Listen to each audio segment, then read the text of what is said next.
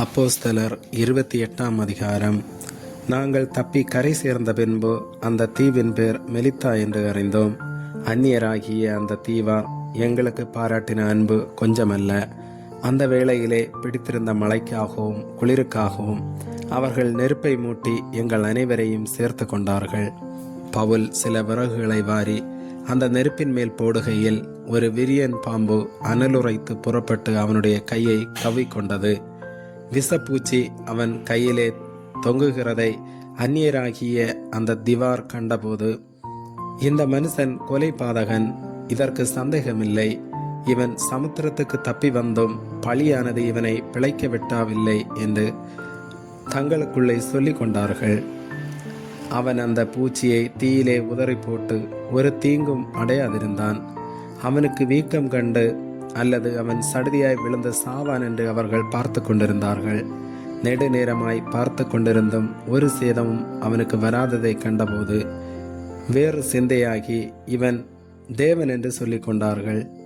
தீவுக்கு முதலாளியாகிய புபிலியோ என்னும் பெயர் கொண்டவனுடைய நிலங்கள் அந்த இடத்திற்கு சமீபமாயிருந்தது.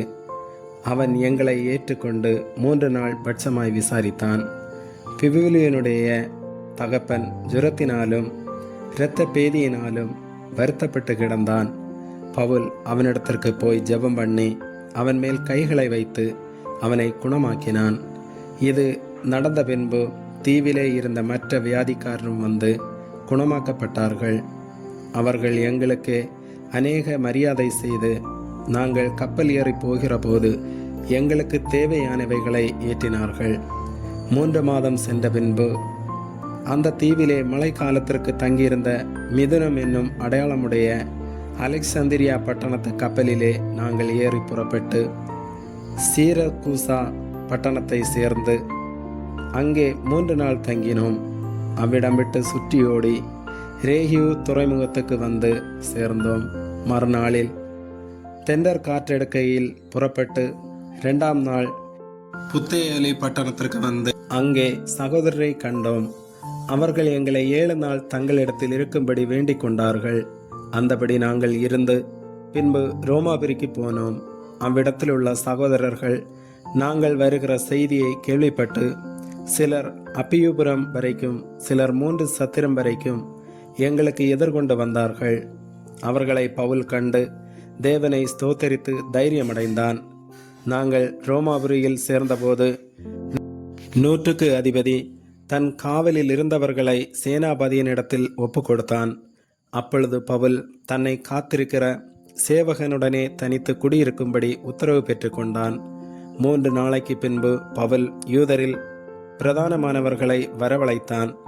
அவர்கள் கூடி வந்திருந்த போது அவன் அவர்களை நோக்கி, சகோதரரே, நம்முடைய ஜனங்களுக்கும் நம்முடைய முன்னோர்களின் முறைமைகளுக்கும் விரோதமானதொன்றையும் நான் செய்யாமல் இருந்தும் கட்டப்பட்டவனாக எருசலேமிலிருந்து ரோமர் கைகளில் ஒப்பு கொடுக்கப்பட்டேன். அவர்கள் என்னை நியாயம் விசாரித்த போது மரணத்துக்கு ஏதுவான குற்றம் ஒன்றும் என்னிடத்தில் காணாதபடியினால் என்னை விடுதலையாக்க மனதாயிருந்தார்கள். யூதர்கள் அதற்கு எதிர் பேசின போது நான் ராயனுக்கு அபயமிட வேண்டியதாயிருந்தது. ஆயினும் என் ஜனத்தார் மேல் யாதொரு குற்றம் சாட்ட வேண்டும் என்று நான் அப்படி செய்யவில்லை. இந்த காரியத்து நிமித்தமே உங்களை காணவும் உங்களுடனே பேசவும் உங்களை அழைப்பித்தேன். இஸ்ரவேலுடைய நம்பிக்கைக்காகவே இந்த சங்கிலியால் கட்டப்பட்டிருக்கிறேன் என்றான். அதற்கு அவர்கள், உன்னை குறித்து யூதேயாவிலிருந்து எங்களுக்கு காகிதம் வரவும் இல்லை, வந்த சகோதரரில் ஒருவனும் உன் பேரில் ஒரு பொல்லாங்கை அறிவித்ததும் இல்லை, அதை பற்றி பேசினதும் இல்லை. எங்கும் இந்த மதபேதத்துக்கு விரோதமாய் பேசுகிறதாக நாங்கள் அறிந்திருக்கிறபடியால் இதை குறித்து உன்னுடைய அபிப்பிராயம் என்னவென்று கேட்டறிய விரும்புகிறோம் என்றார்கள். அதற்காக அவர்கள் 1 நாளை குறித்து அநேகம் பேர் அவன் தங்கியிருந்த வீட்டிற்கு அவனிடத்தில் வந்தார்கள்.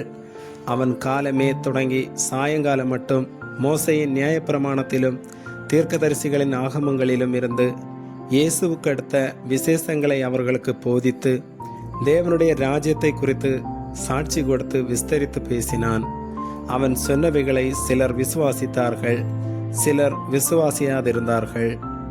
இப்படி அவர்கள் ஒருவரோடொருவர் ஒவ்வாமலிருந்து புறப்பட்டு போகையில் பவுல் அவர்களுக்கு சொன்ன வாக்கியமாவது, நீங்கள் காதார கேட்டும் உணராதிருப்பீர்கள், கண்ணார கண்டும் பாராதிருப்பீர்கள்.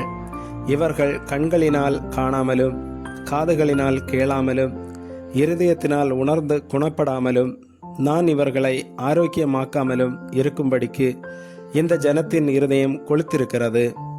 காதுகளினால் மந்தமாய் கேட்டு தங்கள் கண்களை மூடிக்கொண்டார்கள் என்று இந்த ஜனத்தினிடத்தில் போய் சொல்லு என்பதை பரிசுத்த ஆவி ஏசாயா தீர்க்கதரிசியை கொண்டு நம்முடைய பிதாக்களுடனே நன்றாய் சொல்லியிருக்கிறார்.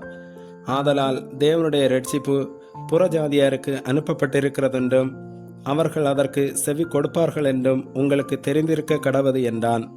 இப்படி அவன் சொன்ன பின்பு யூதர்கள் தங்களுக்குள்ளே மிகவும் தர்க்கம் பண்ணி கொண்டு போய்விட்டார்கள்.